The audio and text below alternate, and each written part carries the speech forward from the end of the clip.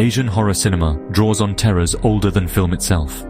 In South Korea's Swaha, the Sixth Finger, a pastor's investigation into a cult uncovers a prophecy, a girl with a sixth finger and a demon twin, blurring the line between faith and fear. Exuma unearths a family curse tied to historical trauma, showing how the past haunts the present. The Wailing plunges a village into chaos after a stranger's arrival, mixing shamanism, possession and exorcism, and leaving everyone unsure who or what to trust. These films aren't just ghost stories, they're parables about faith, history, and the unknown. The horror is communal, infecting entire communities and questioning the very nature of evil. In Asian horror, the most terrifying demons are often invisible. Doubts, guilt, and the weight of history.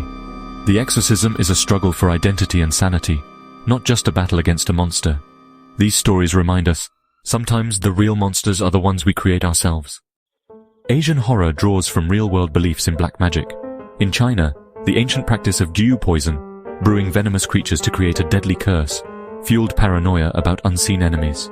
In Malaysia and Indonesia, ilmu hitam, or black magic, is woven into daily life, with shamans summoning spirits and toy old child ghosts for mischief or revenge.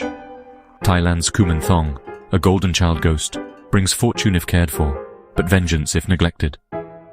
These beliefs coexist with modernity, making the supernatural feel ever-present.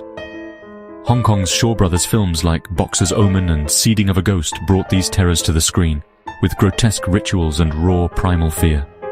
The horror isn't just in the monsters but in the belief that curses and spirits are always lurking, ready to strike. Beyond black magic lies the world of esoteric Buddhism, where wrathful deities blur the line between protector and demon. These fierce figures, meant to destroy ignorance, become fodder for horror stories about cults and forbidden rituals. Ghosts and restless spirits, like China's Jiangshi, the hopping vampire, reflect a primal fear of the dead refusing to stay dead. The slopes of Everest, littered with frozen climbers, echo this dread bodies trapped between worlds, neither gone nor at peace. Ancient tales like India's Vikram and the vampire show that the living and the dead have always been entwined in Asian storytelling. This deep well of gods, demons and spirits gives Asian horror its unique, haunting power. The Asian horror landscape is shifting. South Korean films like Exuma and The Wailing blend supernatural terror with social commentary and historical trauma, making fear linger long after the credits. Hong Kong horror is evolving, moving from slapstick Jiangshi to urban legends and psychological dread rooted in city life. Vietnam is emerging as a new force, with films drawing on local folklore and history to create fresh nightmares. What unites Asian horror is its connection to living beliefs. Monsters are not just fiction, but spirits and rituals woven into daily life.